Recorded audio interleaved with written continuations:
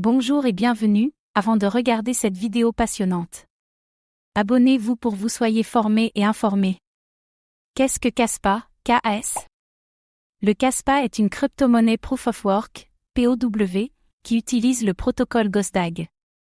Contrairement aux blockchains traditionnels, Ghostdag n'abandonne pas les blocs créés en parallèle. À la place, il essaie de la faire coexister et les ordonne par consensus. La blockchain Kaspa est en fait une bloc DAG.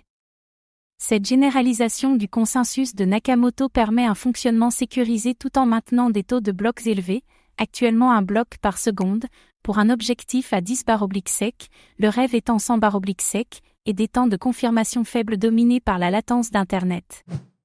L'implémentation de Kaspa comprend de nombreuses fonctionnalités intéressantes telles que Reachability pour interroger la topologie du DAG, le bloc Data Prunin, avec des plans à court terme pour le bloc Header Prunin, les preuves SPV, et plus tard le support des sous-réseaux qui simplifiera l'implémentation future des solutions de deuxième couche.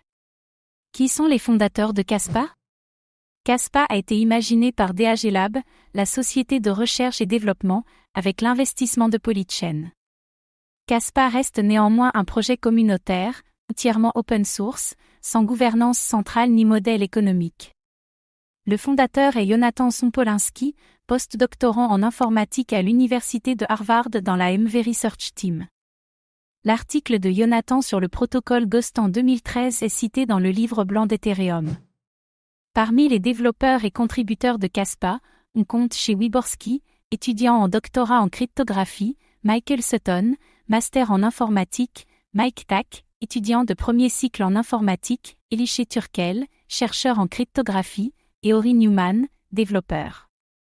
Ils ont tous énormément contribué à la mise en œuvre et à la stabilisation du réseau. Qu'est-ce qui rend Kaspa unique?